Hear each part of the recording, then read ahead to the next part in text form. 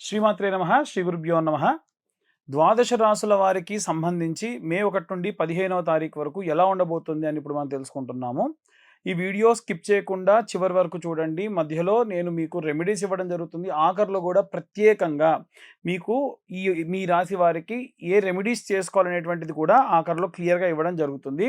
ముఖ్యంగా మనకు ఈ యొక్క కుండలి చూసుకున్నట్టయితే మేషం నుంచి ప్రారంభమై మేషం, వృషభం, మిథునం, కర్కాటకం, సింహం, అలాగే కన్యా, తుల, వృశ్చికం, ధనుస్సు, మకర, కుంభ, మీనం, ఇలా మనకి మేషం నుండి ప్రారంభమై గ్రహ సంచారాలు, ఇప్పుడు మేషంలో శుక్రగ్రహ సంచారం ఇలా ఉంటే ఏమవుతుందని ఇన్ డీటెయిల్డ్గా ఇప్పుడు మనం గోచారం గురించి మాట్లాడుకోవడం జరుగుతుంది. తులారాశి వారికి సంబంధించి మే 1 నుండి 15 వరకు ఎలా ఉండబోతుంది అనేటువంటి విషయాలు ఇప్పుడు మనం తెలుసుకుందాం.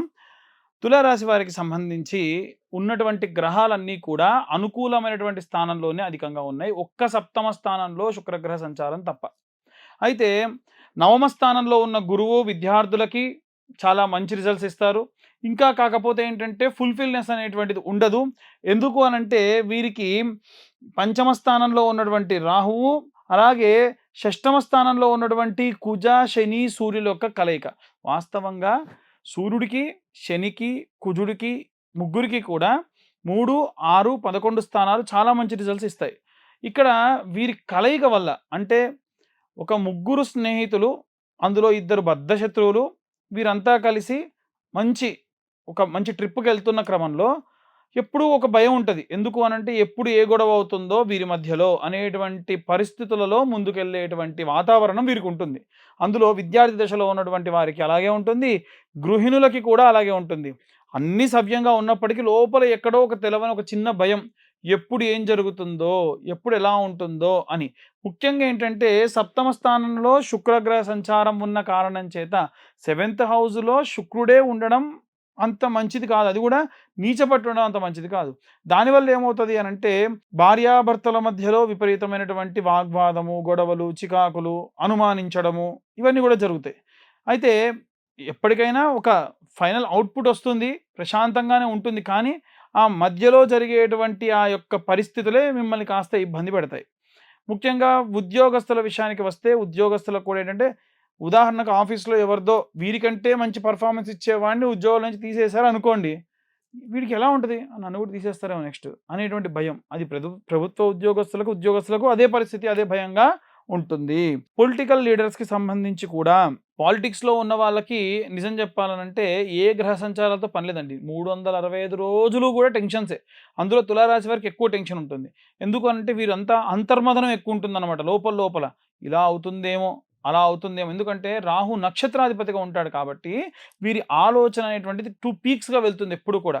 అనవసరమైనటువంటి వాటికి వెళ్ళొచ్చు, చాలా తారాస్థాయికి కూడా వెళ్ళొచ్చు, చాలా రకాలైన ఇబ్బందులు కూడా కలగచ్చు. కాబట్టి వీలైనంత వరకు కూడా వీరు చాలా జాగ్రత్తగా పొలిటికల్ లీడర్స్ వ్యవహరించడం అనేటువంటిది మంచిది. వీరు ఇవన్నీ కూడా అంటే విద్యార్థి దశలో ఉన్నటువంటి వారి దగ్గర నుంచి ప్రారంభించి పొలిటికల్ లీడర్స్, తర్వాత వచ్చే ఈ యొక్క రైతులు అందరికీ సంబంధించి రెమెడీస్ నేను ఆఖరిలో చెబుతాను. ఒకసారి అందరూ కూడా మిస్ కాకుండా మొత్తం వీడియో వాచ్ చేయండి. అలాగే ఎవరైతే సినిమా రంగంలో, మాస్ మీడియాలో ఉండేటువంటి వాళ్ళు ఉంటారో వీరికి ఒక రకంగా ఏంటంటే మంచి ఎంటర్టైన్మెంట్గా, చాలా ఆనందంగా, ఆహ్లాదంగా పాటలు కానివ్వండి, ఆర్ట్ ఫామ్ కానివ్వండి, ఏదైనా క్రాఫ్ట్ కానివ్వండి, ఏదైనా ఒక దాంట్లో స్పెషలైజేషన్ కానివ్వండి, అన్నీ కూడా విపరీతంగా ఇష్టం. ఎందుకంటే శుక్రుడు వీరికి రాశ్యాధిపతి. అలాగే తులారాశి అనగానే సాధారణంగా ఇప్పుడు నేను చెప్పినటువంటి mass media, social media, cinema, serials వీళ్ళందరూ కూడా చాలా యాంగ్జైటీతోని వర్క్ చేస్తూ, చాలా ఉత్సాహంతో పనిచేస్తూ ఉంటారు. మంచి రిజల్ట్స్ ఆటోమేటికల్గా వస్తాయి, వాళ్ళకి ఎటువంటి సందేహం లేదు. అలాగే ఆరోగ్యం బాగాలేనటువంటి వాళ్ళు విపరీతమైనటువంటి దైవ చింతనతో ఉంటారు. దేవుడి యొక్క నామస్మరణ, పేర్లు రాయడము, పాటలు పాడడము, దేవుడికి సంబంధించినటువంటి భజనలు చేయడము, సత్సంగాలకు వెళ్ళడం లాంటివి చేస్తారు. ఇదంతా కూడా మంచి పరిణామం అని చెప్పి మనం తెలుసుకోవచ్చు. వివాహం కోసం ఎదురు చూస్తున్న వారికి మంచి యోగమైనటువంటి కాలం. ఎందుకంటే ఇక్కడ ఉన్నటువంటి తులారాశి వారికి ఏకాదశ స్థానంలో కేతు ఉన్నాడు. కేతు ఏకాదశ స్థానంలో మంచి చేస్తాడు. 6వ స్థానంలో కుజ, శని, సూర్యులు విడివిడిగా మంచి పరిస్థితులు ఉంటాయి. అలాగే ఏకాదశ స్థానంలో మళ్ళీ అక్కడ 9వ స్థానంలో గురువు కూడా మంచి చేస్తాడు. సో వీరికి బాలేనటువంటి గ్రహాలు కేవలం బుధ, రాహువులు, శుక్రుడు తప్ప మిగిలిన అన్ని గ్రహాలు కూడా మంచి చేస్తున్న క్రమంలో వీరికి ఈ నెలలో కాదు తర్వాతకి జూలై ప్రాంతం వరకు కూడా అద్భుతమైనటువంటి కాలం ఎక్కువగా గోచరిస్తూ ఉంది. వీరందరూ కూడా ఏ రెమెడీస్ తీసుకోవాలి, మంత్రం చదవాలనేటువంటి విషయాన్ని ఇప్పుడు మనం తెలుసుకుందాం. ఇప్పటి వరకు మనము మీ రాశి వారికి సంబంధించి ఏం జరగబోతుంది ఈ 15 రోజులు అనేటువంటి విషయాన్ని తెలుసుకుందాం. ఇప్పుడు మనం ప్రత్యేకంగా ఎటువంటి రెమెడీస్ పాటించాలి అనేటువంటి విషయం తెలుసుకుందాం. ముఖ్యంగా చూసుకున్నట్టయితే ఈ రాశి వారికి సంబంధించి విద్యార్థి దశలో ఉన్నటువంటి వారు నిత్యము కూడా వీలైనంత వరకు మనకి సరస్వతి ఆకు పొడి అనేటువంటిది దొరుకుతుంది, లేదా సరస్వతి లేహ్యం దొరుకుతుంది. నిత్యము కూడా వీలైతే ఒక దానిమ్మ ఆకు లేదా తమలపాకులో కొంచెం అంతా అమ్మవారికి నైవేద్యంగా పెట్టి పిల్లలతోని శ్రీమాత్రే నమః అని 11 సార్లు జపించి దాన్ని తినడం వల్ల విశేషంగా సరస్వతి కటాక్షము, వాక్శుద్ధితో వాగ్దేవి యొక్క సంపూర్ణ కృప లభిస్తుంది. అలాగే గృహిణులు ఎవరైతే ఉంటారో, అంతకుముందు నేను చాలాసార్లు చెప్పాను, మళ్ళీ కూడా అదే చెప్తాను, సంవత్సర కాలంలో 10,000 సార్లు శ్రీమాత్రే నమః అనేటువంటి జప సంఖ్య పూర్తి కావాలి. వీలైనంత వరకు మీరు ఆ జపం చేయండి, చాలా మంచిది. నిత్యము కూడా చాలామంది గృహిణులు చేసేటువంటి తప్పేమిటి అంటే స్నానం చేయకుండానే ఇల్లు ఊడవడము, గడపను పూజించడం లాంటివి చేస్తూ ఉన్నారు. స్నానం చేయండి చీపురు కర్ర కూడా ముట్టుకోకూడదు, వంటింట్లోకి వెళ్ళి టీ కాఫీలు కూడా పెట్టకూడదు. స్నానం చేసిన తర్వాతకే మీరు ఏ పనులైనా చేయండి. విశేషంగా జ్యేష్ఠాదేవి మీ ఇంట రాకుండా లక్ష్మీదేవి మీ ఇంట తాండవం చేస్తుంది. లేవగానే మీరు పడుకున్నటువంటి పక్క బట్టలు మడతపెట్టడం కానివ్వండి, ఇంట్లో ఎప్పుడు శుభ్రతతో ఉండడం కానివ్వండి, మంచి మాటలు వినిపించడం కానివ్వండి, ఎప్పుడూ కూడా ఇంట్లో మంచి వాసన వచ్చేటట్టుగా చూసుకోండి. విశేషమైనటువంటి సత్ఫలితాలు పొందుతారు. ఇంట్లో ఉన్నటువంటి యజమాని బాగుండాలి అంటే నిత్యం అన్నదానం చేయాలి. పూర్వం నిత్యం అన్నదానం చేసేవాళ్ళు ఇప్పుడు చేయలేరు. కాబట్టి ప్రతిరోజు మీరు వండుకునేటువంటి బియ్యంలో మొట్టమొదటి పిరికెడు బియ్యం తీసి ఒక కొత్త డబ్బాలో వేయండి. 2 నుండి 3 నెలల తర్వాతకి ఎక్కడ మీకు అన్నదానం జరిగినా బియ్యం తీసుకెళ్ళి ఇవ్వండి. అప్పుడు రోజు మీరు అన్నదానం చేసినటువంటి ఫలితం మీ ఖాతాలో వేయడం జరుగుతుంది. అలాగే ఎవరైతే ఉద్యోగం చేసేటువంటి వాళ్ళు ఉన్నారు, ప్రభుత్వ ఉద్యోగం చేసేటువంటి వారైతే గనక నిత్యము సూర్యోదయాన్ని చూడాలి. నిత్యం సూర్యోదయాన్ని చూసి ఎప్పుడైతే మీ ఉద్యోగంలో గనక విపరీతమైన కష్టాలు బాధలు ఉంటే మీ కష్టాలు బాధలు పోవుటకు మిరప గింజ అంటే ఎండిపోయినటువంటి ఎండు మిరపకాయలో ఉన్న గింజలు, అలాగే ఒక ఎర్రటి వర్ణంలో ఉన్నటువంటి గులాబీ రెక్కలు చేతిలో వేసుకొని మీ ఆవిడ్ని లేదా మీ పిల్లల్ని చేతిలో నీళ్లు పోయమని చెప్పి సూర్యుడికి అర్ఘ్యం విడిచిపెట్టాలి. ఆ అర్ఘ్యం విడిచిపెట్టేటప్పుడు భానవే నమః, ఆదిత్యాయ నమః, సూర్యాయ నమః, సప్తాశ్వరద మారూఢాయ నమః, ప్రచండాయ నమః, అలా సూర్యుడికి సంబంధించినటువంటి ఆదిత్య, ఇలా సూర్యుడికి సంబంధించినటువంటి అరుణ, ఆదిత్య, సూర్య, ఈ 7 నామాలు కూడా చదవడం మంచిది. దానివల్ల ప్రభుత్వ ఉద్యోగస్తులందరికీ కూడా మంచిది. ఇక సాధారణంగా ప్రైవేట్ ఉద్యోగం చేసేటువంటి వాళ్ళు నిత్యము కూడా దక్షిణామూర్తికి సంబంధించిన స్తోత్రము, అలాగే హనుమాన్ చాలీసా పారాయణ చేయండి. ఎందుకంటే ఎక్కడో ఏ దేశంలోనో ఇబ్బంది జరిగితే మీ ఉద్యోగానికి ఎఫెక్ట్ అవుతుంది. ఆ యొక్క ప్రాజెక్టులు రాకపోవడం, మిమ్మల్ని ఉద్యోగంలో నుంచి తీసేయడం, అలాంటి ఇబ్బందులు అవుతాయి. ఇవన్నీ కూడా దక్షిణామూర్తి హనుమంతుల వారు చూసుకుంటారు. కాబట్టి నిత్యం మీరు ఆ యొక్క పారాయణ చేయడం మంచిది. అలాగే ఎవరైతే విద్యార్థి దశలో ఉద్యోగస్తులు, గృహిణుల గురించి ఇప్పటివరకు చెప్పుకున్నాం, కానీ వ్యాపారస్తులకు సంబంధించిన విషయానికి వస్తే బుధవారము చింతపండు వీలైతే ప్రసాదం కోసము ఎక్కడైనా వెంకటేశ్వర స్వామి ఆలయంలో దానంగా ఇవ్వండి. మీ యొక్క వ్యాపార స్థలం దగ్గరికి హెజ్రాలు వస్తే కనుక వారికి తినడానికి ఏదైనా ఇవ్వండి. బుధవారం నాడు ప్రతిరోజు ఏదో ఒకటి ఇస్తూ ఉంటారు మీరు, 5 రూపాయలు 10 రూపాయలు, కానీ బుధవారం నాడు ఏమైనా తింటారా అని చెప్పి తినడానికి ఏదైనా ఇవ్వండి. దానివల్ల ఉన్నత వ్యాపార అభివృద్ధి కలుగుతుంది.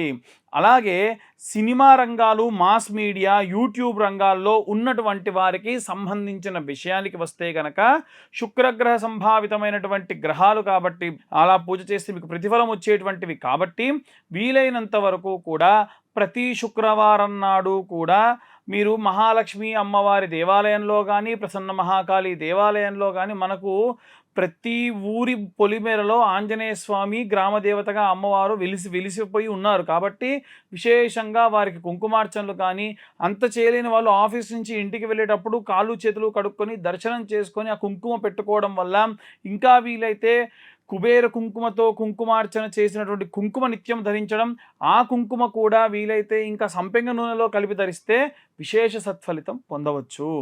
ఇలా ఇవే కాకుండా రైతులు ఎవరైతే ఉన్నారో వారు సుబ్రహ్మణ్యేశ్వర స్వామి అంటే జంటనాగులుగా ఉన్నటువంటి సర్పాకృతిలో ఉన్నటువంటి జంటనాగుల్ని కూడా సుబ్రహ్మణ్యుడిగా భావిస్తాం కాబట్టి అవి రావి చెట్టు, వేప చెట్టు కింద వెలిసి ఉన్నటువంటి సుబ్రహ్మణ్యేశ్వర స్వామికి ఆవు పాలు, నీళ్లు పోసి పసుపు గంధం కలిపిన లేపనం రాసి కుంకుమ, పసుపు, కుంకుమలతో పాటుగా పూలు పండ్లు కూడా పెట్టిన తర్వాతకి ఎక్కడైతే అభిషేకం చేసి చెట్టు మొదట్లో పడ్డటువంటి ఇంత మట్టి తీసుకొని మీరు వేసేటువంటి ఎరువులో కలిపి వేయండి. దాని వలన విశేషంగా ఎవరైనా సరే భూ సంబంధితమైన ఇబ్బందులు పడుతున్న వారుంటే అవన్నీ కూడా పోతాయి. అలాగే ఎవరైతే వివాహం కోసం ఎదురు చూస్తూ ఉన్నారో వారు వర, కన్యా, పాశుపత హోమాలు చేసుకోండి. ఎందుకంటే జాతకరీత్యా ఎన్ని దోషాలుంటే అన్ని దోషాలకు పూజ చేసినా ఇంకా వివాహ సంబంధిత ఆటంకాలు వస్తే ఆ పరమశివుడు సాక్షాత్తు నవగ్రహాలు, నక్షత్రాలు, అలాగే 12 రాసుల్ని మెడలో ఆభరణంగా వేసుకొని కనుసన్నల్లో కదులుతారు కాబట్టి ఆ శివుడికి చక్కెరతో అభిషేకం చేసిన మాత్రం చేత విశేషంగా వివాహం జరుగుతుంది. డైవర్స్ కోసం ఎదురు చూసేటువంటి వాళ్ళు ఒకవేళ మీ వైపు నుంచి అంతా సవ్యంగా ఉంది, అంతా పరమ న్యాయంగా ఉంది, మిమ్మల్ని ఇబ్బంది పెడుతున్నారు అనుకుంటే అమావాస్య నాడు ప్రత్యంగిరా అమ్మవారికి సంబంధించిన హోమం చేసి మీ కష్టాలన్నీ పోవాలని అమ్మవారికి నమస్కారం చేసి హోమం బొట్టును ధరించడం వలన, ఇంకా వీలైతే ఆ భస్మాన్ని అలా తీసుకొని వెళ్ళి నిత్యము కూడా దాన్ని ధరించడం వల్ల విశేషమైనటువంటి సత్ఫలితాలు పొందుతారు.